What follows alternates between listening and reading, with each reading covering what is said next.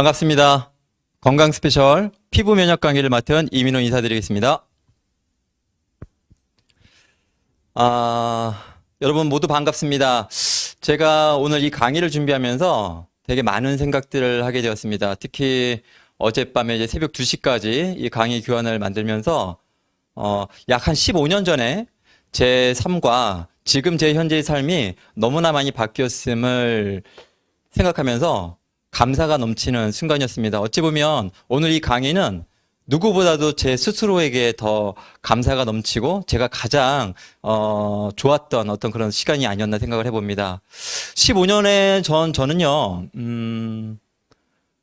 밤이 늘 길었고요, 밤이 늘 고통스러웠고요, 늘 자기 전에 기도를 하고 잤습니다. 아침에 일어났을 땐 건강했으면 좋겠다, 내 피부가 좀 다른 피부로 바뀌어 있으면 좋겠다, 그런 생각들을 많이 했었는데요. 아침에 일어나 보면 여지없이 피범벅이었었고요, 진물투성이었었고요, 각질투성이었었습니다. 제 바람은 너무 산산이 부서졌던 그런 순간들이 많이 있었습니다. 하지만 지금 15년이 지난 지금 현재는 너무나 피부가 좋아졌고, 제가 과거에 피부에 문제가 있었다고 얘기를 하면 사람들이 믿지 않을 정도로 너무나 건강해진 현재의 모습에 감사가 넘치는 순간이었는데요. 혹시 오늘 이 방송을 보시는 분들 중에서 저처럼 오늘 밤이 너무나 길었다거나 너무 고통스러웠다거나 지금 너무 괴로웠거나 아니면 여러 가지 피부에 어떤 문제가 있겠지만 이 피부의 문제로 인해서 우울감이 오고 자존감이 떨어져 있는 분들이 계시다면 이 방송을 보시고 단 한 번만이라도 용기를 얻고 희망을 가져보시면 좋겠다 싶은 마음으로 강의를 시작해 보도록 하겠습니다. 요 사진은요, 오늘 아침에 제가 저희 집에서 찍은 사진입니다. 제가 아주 애지중지하며 키우는 식물들인데요. 이 식물을 키우면서 우리 건강에 대해서 많은 것들을 깨닫게 되고요, 이 식물을 키우면서 피부에 대한 것들도 많이 깨닫게 됩니다. 여러분 한번 생각해 보십시오. 식물도 키우다 보면은요 병이 옵니다. 물음병도 오고요, 그 다음에 뭐 흰깍지벌레 같은 병도 생기고요, 되게 많은 다양한 셀 수 없는 종류의 병들이 생기게 됩니다. 그렇게 되면 우리는 식물원에 갑니다. 그러면 이거 어떻게 해야 되냐고 물어본다면은요, 거기서 이렇게만 얘기합니다. 그냥 약을 뿌리시면 된다고, 뭘 바르시면 된다고. 근데 와서요, 뿌리고 바르면 잠시 잡히는 것 같다가 또 스름, 흐물흐물 또 생기게 되는 것이죠. 근본적인 원인이 해결되지 않고 어찌 보면 그냥 겉에 드러나는 증상만 약으로 치유하려고 했던 것 때문이 아니었나 생각을 한번 해봅니다. 식물은 되게 정직합니다.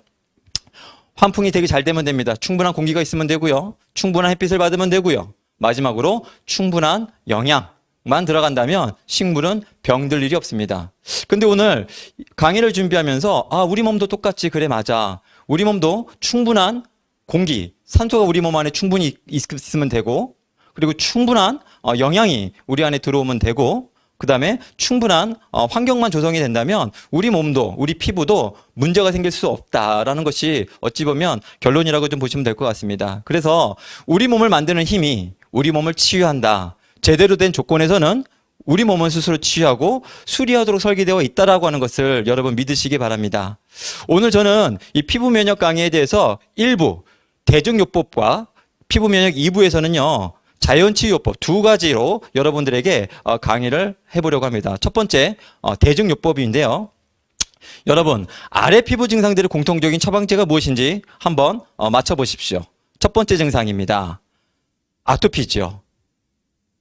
제가 알았던 질환은 아토피라고 하는 자가면역 질환이었습니다. 자, 두 번째 또 질환이 있습니다. 바로 백반증이라고 하는 것이죠. 백반증은 피부에 멜라닌 세포가 파괴가 돼서 멜라닌 대사가 잘 이루어지지 않아서 생기는 자가면역 질환이기도 합니다. 자, 세 번째요, 건선입니다. 이 건선 또한 많은 분들이 잘 모르실 수도 있는데요, 이 건선 또한 자가면역 질환입니다. 이 건선도 어찌 보면 우리 표피층이 있는데요, 표피층에 비정상적으로 대사가 일어나면서 두터워지는 증상이라고 보시면 될 것 같습니다. 마지막으로요, 대상포진입니다. 우리 어른들만 우리가 대상포진이 많이 걸리는 걸로 알고 있는데요, 요즘은 젊은 사람들도 대상포진이 많이 걸리고 있습니다. 얼굴도 그렇고요. 특히 배 둘레미도 그렇고요. 여기저기 조금씩 이렇게 포진이 발생될 수 있습니다. 이 네 가지 증상 외에도요. 지루성 피부염 그리고 알레르기성 피부염에도요. 공통적으로 처방되는 것이 있습니다. 여러분 그 댓글창에 한번 답변을 한번 달아보십시오. 무엇일까요? 이 공통적인 처방제는요. 다 올라왔나요? 자, 바로 정답은요. 스트레이드 연고입니다. 스트레이드 연고는요. 7등급부터 1등급까지 7단계가 있습니다. 저 같은 경우도 이 스트레이드 연고를 2년 동안 정말 많이 발랐던 것 같습니다. 7등급에 있는 연고부터 특히 6등급에 있는 뭐 데스오웬이라고 하는 아주 광범위한 로션부터 시작해서 1등급에 있는 너머베이트라고 하는 아주 강력한 스트레이드 연고. 나중에는요, 1등급 연고도 듣지 않아서 나중에는 이제 스테로이드 주사를 맞게 되는 경우들도 있었습니다. 근데 이 스테로이드 연고를 남용하게 되면은요, 어마어마한 부작용이 또 시달리게 되는 상황들이 생기기도 됩니다. 제가 15년 전에 아토피를 인해서 고생하고 있었을 때의, 모습입니다. 얼굴은 50대처럼 건조하고 푸석푸석하고 쭈글쭈글하고요. 그다음 몸은 저렇게 빨갛게 보이는 모든 부분들이 각질이 되고 진물이 나고 피가 나는 상황들이 계속 로테이션으로 반복되었다. 이렇게 좀 보시면 좋을 것 같고요. 그리고 이 사진은 저희 둘째 아들 사진입니다. 돌 전에 저를 닮아서 아토피가 있게 되었었고요. 이렇게 얼굴과 온몸에 아토피가 생기게 되었던 것이죠. 제가 직접 체험한 이 아토피로 인해서 노력했던 방법들을 어제 한번 정리를 해보았는데요. 정말 많은 것들을 제가 해봤더라고요. 첫 번째, 화장품인데요. 일단 남성 화장품을 쓰다가 너무 따갑기 시작했습니다. 그때는 제가 아토피인지 몰랐었어요. 그러다가 너무 남성계 따가우니까 여성 걸로 한번 바꿔봤었죠. 근데 여성 화장품을 쓰다가 처음에 괜찮았지만 더 쓰다 보니까 그것도 이제 따갑기 시작하더라고요. 그래서 애기들이 쓰는 유아 화장품으로 바꾸게 되었습니다. 근데 그것 또한도 쓰라리기 시작을 하고 따갑기 시작했을 그땐 제가 정말 이 건강에 대해서 피부에 대해서 지식이 별로 없었던 것 같습니다. 그래서 그때 천연 화장품을 찾게 되었었고요. 무파라벤, 이런 방부제가 들어가 있지 않은 화장품을 찾기 시작하다가 나중에는 결국엔 비누도 만들어서 쓰고 화장품도 직접 만들어서 쓰는 일까지 가게 되었던 것이고요. 그리고 나서 제가 또 이렇게 해서는 뭔가 내가 몸에 문제가 있구나. 그래서 이제 병원에 갔었죠. 병원에 가서 했더니 의사 선생님께서 친절하게도 스테로이드 연고를 처방해 주시더라고요. 항히스타민제와. 그때는 이거에 대해서 제가 부작용에 대해서 한 번도 들어본 적이 없습니다. 그냥 바르면 괜찮아질 거라고, 며칠 발라보라고, 그리고 이걸 먹어보라고. 근데 신기하게도 연고를 바르니까 금방 들어가고 또 안 바르면 또 이렇게 올라오는데, 중요한 건 들어갔다가 올라올 때는 조금씩 더 몸에 번져가는 증상들이 생기기 시작했습니다. 그래서 국소적으로 생겼던 부위가 몸 전신으로 퍼지는 데는 그리 얼마 걸리지 않았던 것 같습니다. 항히스타민제도 참 오래 먹었던 것 같아요. 그리고 알러지 검사를 하고 저한테 알러지를 일으키는 물질들은 다 피하게 되고 음식들도 먹지 않게 되었습니다. 그리고 보습제를, 정말 많은 시중에 나와 있는 보습제를 썼는데요. 많은 보습제를 썼음에도 불구하고 해결되지 않아서 병원에서 처방해주는 피지오땡이라고 하는 엄청 비싼 보습제를 한 달에 거의 50만 원이 넘도록 보습제만 쓴 경험들도 있던 것 같습니다.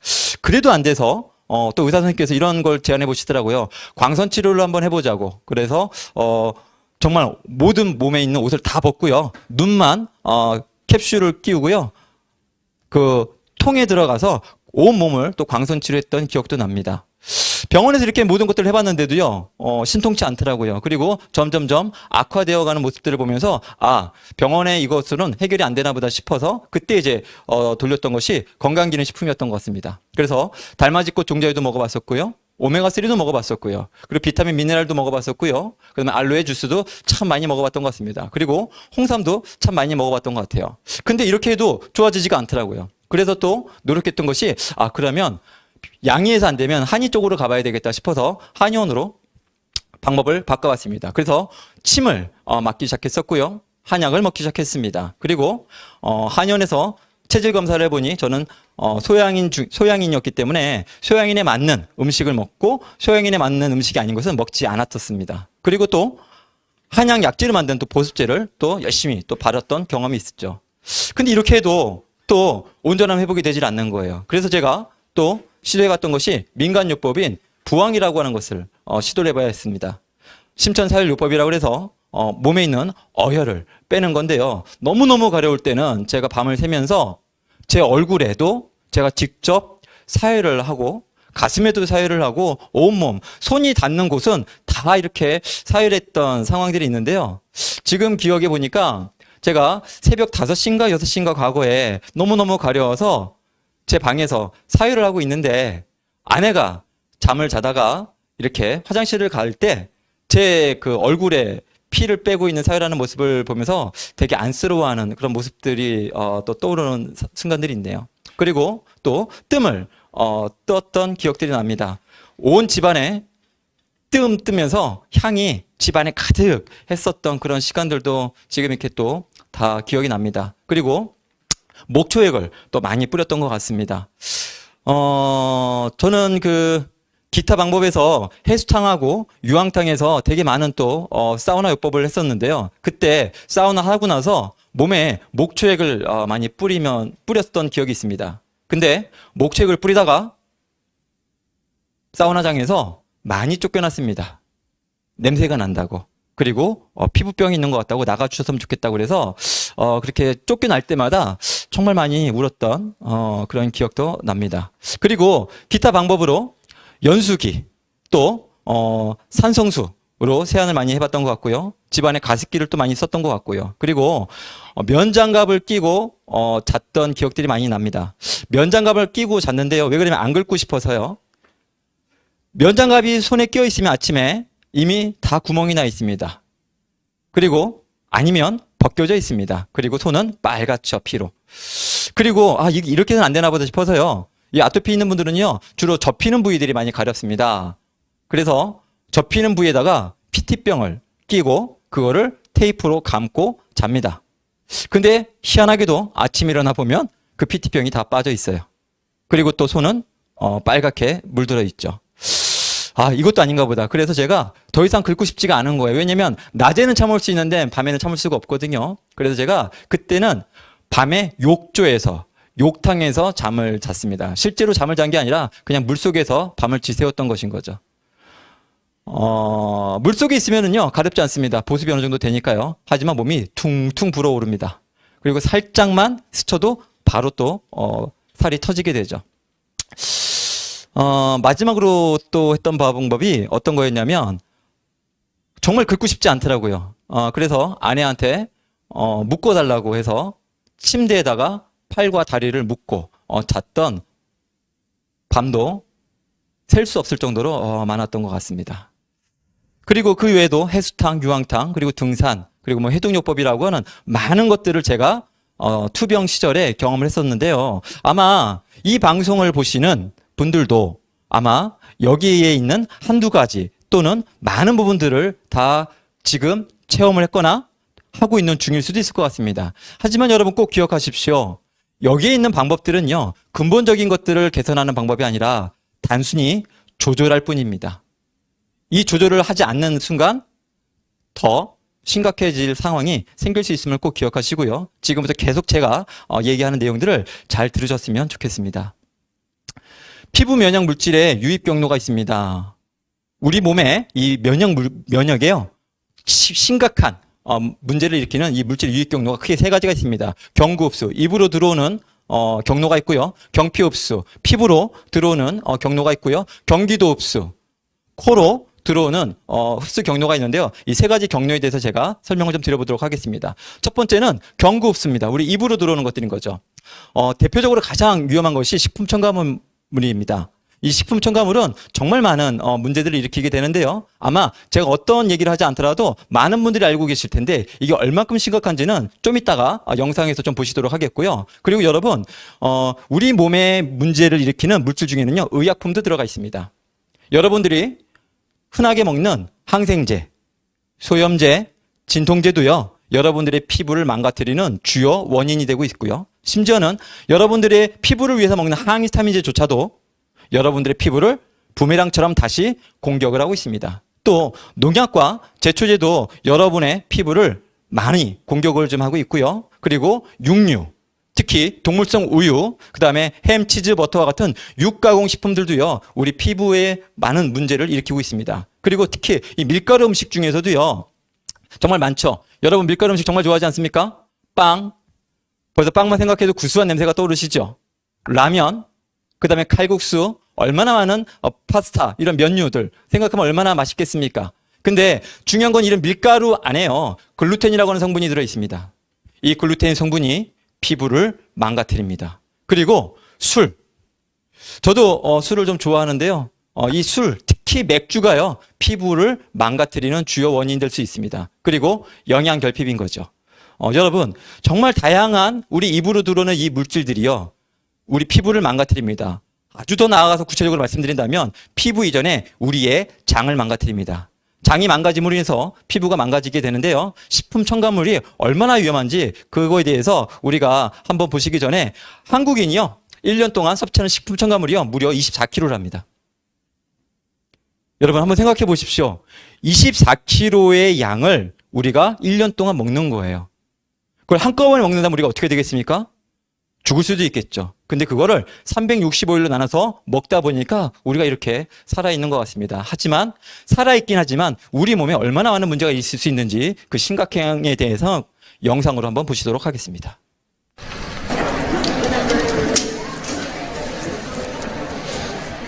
강연이 시작되기도 전부터 강연장은 자리가 모자라 바닥까지 채운 관중들로 가득합니다. 맨바닥에 쪼그리고 앉아서라도 갓난아이를 품에 안고서라도 이들이 듣고 싶어하는 강연은 식품 첨가물의 전도사로 유명한 아베 씨의 강연입니다. 100万人が美味しいなって言ってた。じゃあこいつはこれはもっとすごいですよ。明太子じゃなくてこういったおむすびね。いくつ入ってると思いますか？この中、この粉が。これで60から80入ってます。これで20近く。この中で一番多いのはこの2つ。これ30超してます。簡単便利でいいと思ったらやっぱりこんな私の知らないのがいっぱいあったわって。でも私はやわな女じゃないと。添加物の100種類で大丈夫。言う人はどんどん食べて楽したらいいよな。だけどどうもそうじゃないみたい。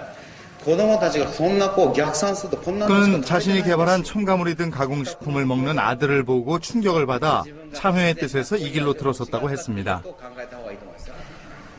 甘くします。インスタント食品はですね、とにかく主成分しか追いかけません。甘いのは何をしてますか皆さん。砂糖ですね。砂糖なんか使えませんよ。高くなるから。溶かさなくちゃいけないよ。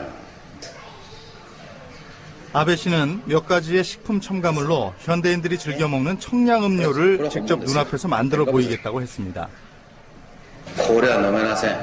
噂の東京チャンネルでこれ飲ましたんですよ OL に。飲めませんこれ。どうして？甘すぎますだろうって。ところが添加物を入れると彼女たち飲みました。美味しいこれって。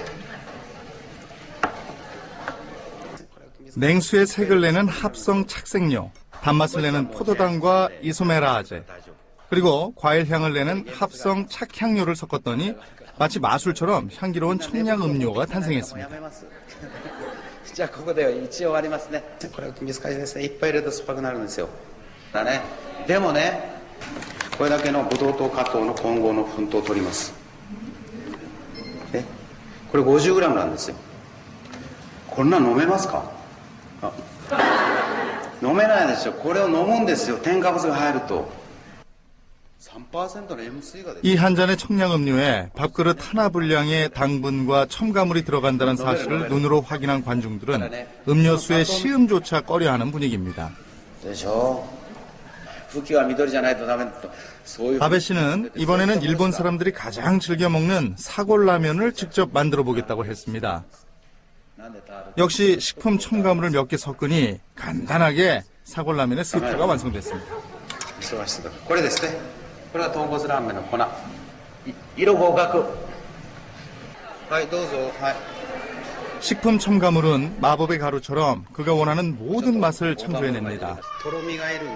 뜨거운 물을 붓고 그 속에 다시 식품 첨가물 가루 몇 개를 섞고 1분도 채 지나지 않아 구수한 사골 국물이 만들어졌습니다. ちょっとネギを入れすぎてさ。4年前何食べてました？ 아베 씨는 최근 어린이 아토피 피부염 환자가 늘어나는 이유도 바로 이 식품 첨가물 때문이라고 주장합니다. でもこれ持って帰ると子供お母さん信じてるからバクバク食べますよ。これ全部取るんですよ。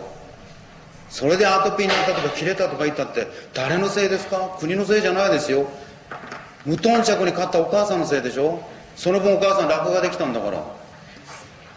それを大げさに言うから僕が化学物質の光と影って言うんですよ。一部入ってます。人参、きゅうり、玉ねぎ。 식품 첨가물의 탄생과 범람은 싸고 간편한 것을 추구하는 소비자와 유통과 보존을 늘리고자 하는 생산업자의 이해관계가 만들어낸 공동 창작품이라는 게 그의 결론입니다. 主人の体調が良くなったことと私自身がアトピー性皮膚炎だったのが治ってきたっていうのが 그는 한때 자신이 연구실에서 개발했던 첨가물들을 들고 일본 전역을 돌면서 그 감춰진 진실을 알리는데 힘을 쏟고 있습니다. だって大変これはねほんの一部だよ。でもこれだけで食べ物が50から60できるよ。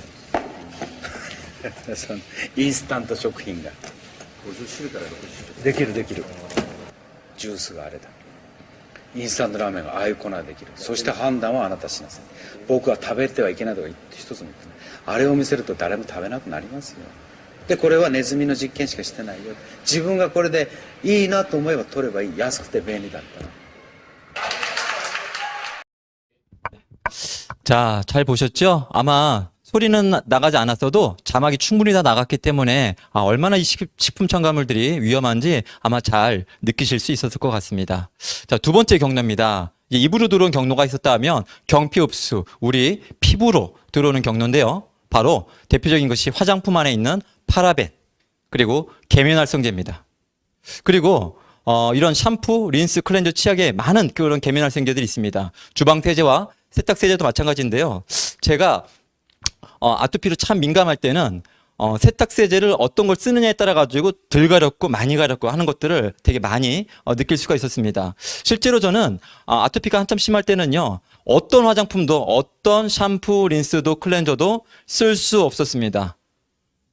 왜냐하면 물만 닿아도 쓰라렸기 때문에 어떤 약간의 화학적인 것이 들어오더라도 온몸이 너무 갈기갈기 찢어지는 것처럼 너무 고통스럽기 때문에 물 외에는 어떤 것도 머리 안에도 쓸 수가 없었던 상황들이 있었고요. 그리고 여러분 의외로 합성 섬유 의류도 우리 몸에 많은 영향을 끼치게 됩니다. 여러분들이 가장 많이 좋아하는 나일론 왜 좋아하시죠? 구겨지지 않잖아요. PS, 폴리에스테르 성분 같은 성분들 되게 좋아하시죠. 그 안에요. 환경 호르몬들이 많이 있고요. 그 환경 호르몬을 우리가 그대로 영향을 받고 있습니다. 특히 요즘 등산복 브랜드들 되게 많죠. 비가 맞아도 흡수가 되지 않아요. 발수가 되지 않습니까? 그 또한도 다 옷 표면에 합성 호르몬, 환경 호르몬들이 코팅되어 있고요. 그것을 그대로 우리 몸이 영향을 받고 있습니다. 실제로 이 피부에 강력한 문제를 일으키는 물질 중에 하나가 바로 약으로 쓰는 스테로이드입니다. 이 스테로이드가요, 어찌 보면 진정 효과도 있지만 이 스테로이드 연고로 인해서요, 너무나 많은 부작용이 우리 몸 안에 일어나는데 그건 뒤에서 한 번 더 보여드리도록 하겠습니다. 대표적으로 우리가 주방에서 또는 욕실에서 이빨을 닦고 머리를 감고 세수를 하고 화장을 지우고 몸을 닦는 모든 것들이 다 계면활성제나 이런 파라벤 같은 성분들로 인해서 우리 경피독으로 문제를 일으키고 있다. 이렇게 보시면 좀 좋을 것 같고요. 세 번째 경로입니다. 경기도 흡수인데요. 바로 우리 기관지와 코로 들어오는 물질들인 거죠. 배기가스, 미세먼지, 그리고 담배 연기. 아마 이것들은 여러분들이 다 그냥 그래 그럴 수 있겠어 이해하실 거예요. 그리고 탈취제. 여러분 그 집안에서요. 탈취제 많이 안 쓰시기를 강력하게 부탁을 드리고 싶습니다. 우리 손님들이 온다고 냄새 난다고 이렇게 많이 집안에 뿌리는 탈취제들이 있습니다. 이 탈취제들이 여러분의 코로 들어가서요. 여러분들의 많은 문제를 일으키고 있고요. 방충제. 이 방충제가 이제 쓸 시간이 좀 지나갔는데요. 우리 홈킵땡 뭐 이런 것들 있지 않습니까? 목이나 이런 것들을 뿌리는 죄송합니다. 그런 부분들이 우리 몸에 상당히 많은 영향을 끼치고 있고요. 또 과거에 큰 사건이 있었고 지금도 해결되지 않고 계속 소송 중인 가습기 살균제도 얼마나 많은 문제를 일으키고 있습니까? 또한 스프레이 또한도 우리 머리에도 많이 스프레이 뿌리지 않습니까? 이런 것 또한도 우리 경기도로 많은 문제를 일으키는데요. 여러분 혹시 VOC라고 하는 거 한번 들어보신 적이 있습니까? 휘발성 유기 화합물이라고 하는데요. 이 휘발성 유기 화합물이 이 VOC가요. 어찌 보면 담배 연기보다도 어찌 보면 가습기 살균제보다도 여러분들이 느끼지 못하는 집안에서 더 많이 여러분들의 피부를, 여러분들의 장을, 여러분들의 폐와 기관지를 공격하고 있습니다. 제가 그 VOC가 뭔지 간단하게 한번 설명을 드려보도록 하겠습니다. VOC는 휘발성 유기화합물이라고요. 실내 대표 오염 물질인데요. 주로 어디에서 많이 나오게 되냐면 벽지에서도 나오게 되고요. 가구에서도 나오게 되고요. 카펫에서도 나오게 되고요. 심지어는 아이들이 보는 책에서도 이 VOC 물질이 나오게 됩니다. 그리고 아이들이 갖고 노는 장난감에도 이 VOC가 유발되게 되고요. 심지어 여러분들이 자고 있는 침대에도 이 VOC가 나오고 있습니다. 그래서 한때는 뭐 전기장판이나 또 이런 침대, 매트리스, 특히 라텍스 같은 데서 VOC가 검출되었다, 검출되지 않았다 이런 얘기의 뉴스를 보신 적이 아마 있으실 겁니다. 그래서 이런 VOC가 특히 어린이들이 취약을 해서 이런 아토피 위험을 3배 이상 높인다라고 하는 뉴스 기사들을 볼 수 있고요. 실제로 자라는 아이들이기 때문에 피부나 폐를 통해서 또 호흡기를 통해서 이런 VOC 물질들이 쉽게 침투하고 훨씬 알레르기 반응을 크고 강하게 만들 수 있다고 하는 이런 내용들이 있는데요. 여러분 실제로 그래서 여러분의 집 안에서 정말 환기를 자주 시키셔야 합니다. 심지어는 미세먼지가 있는 날이라 할지라도 환기를 시키셔야 합니다. 그래야만 산소 농도가 올라가고요. 집 안에 있는 이런 VOC들이 환기가 돼서 배출이 됩니다. 미세먼지 두려워서 그래서 문만 닫고 있다 보면은요, 이 VOC로 인해서 더 큰 몸에 문제를 일으킬 수 있다. 이런 것을 꼭 기억하셨으면 좋겠습니다. 자, 그러면 피부 문제의 결론이 뭘까요? 우리가 입으로 들어오고요, 코로 들어오고요, 또 우리 피부로도 이런 문제점들이 들어오게 되는데요. 그걸로 인한 결과가 뭘까요? 바로 첫 번째는요, 장, 누수 증후군입니다. 건강한 장이라면 차단돼야 할 이 각종 독소와 유해균이요, 이 장 누수로 인해서 염증으로 인해 쉽게 체내로 들어가게 됩니다. 왼쪽에 보시면요, 건강한 장벽은 세포들이 촘촘하게 붙어 있습니다. 그래서 독소나 미생물들이나 이 글루텐들이 세포 속으로 들어가지를 못합니다. 근데 누수가 생긴 장벽은요, 글루텐, 미생물, 독소가 장 누수가 생긴 장벽을 통과해서 바로 혈관으로 침투하게 됩니다. 그러면 혈관 안에 들어오는 이런 독성 물질들이요, 우리 몸에 되게 많은 문제를 일으키게 되고요. 이 물질들이 혈액을 타고 온몸으로 돌게 됩니다. 그러면 이 피부 쪽으로 오시게 되면은요, 이 지방세포에 히스타민이라고 하는 물질을 지방세포가 분비하기 시작합니다. 히스타민이라고 하는 물질이 분비가 되면요, 바로 표피층에 가려움증이 유발이 되게 되는 것인 거죠. 그래서 아토피가 시작이 되는 것이에요. 그리고 이 표피세포에는요, 또 멜라닌, 이 세포들이 있는데요, 이런 독성 물질들이 멜라닌 세포를 자극해서요, 멜라닌 세포를 비정상적으로 만들지 못하게 되면서 백반증이 일어나기 몸에 시작합니다.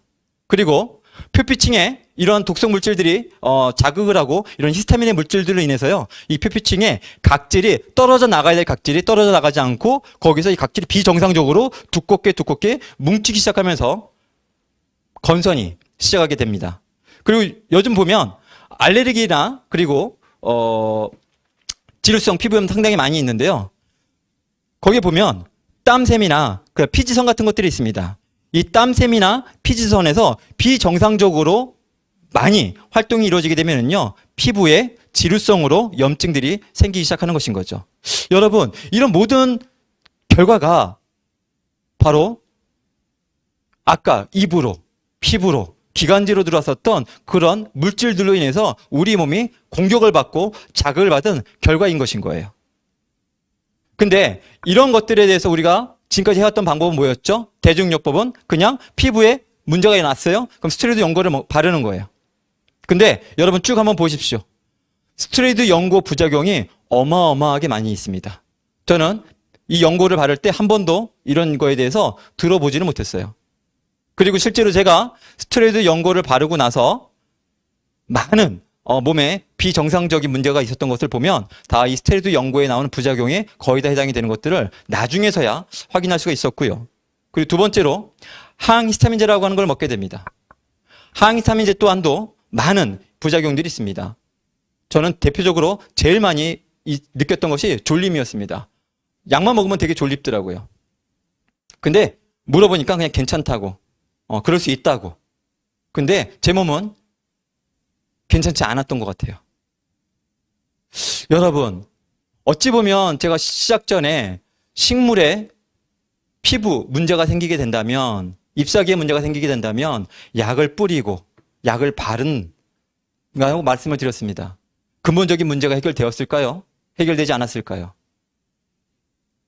너무나 바보 같은 질문이죠. 근본적인 문제는 전혀 해결되지 않았습니다. 그렇기 때문에 항히스타민제를 먹고 스테로이드 연고를 발라도 해결되지 않고 계속 문제가 생겼던 것인 거죠. 그렇다면 제가 2부에서는요.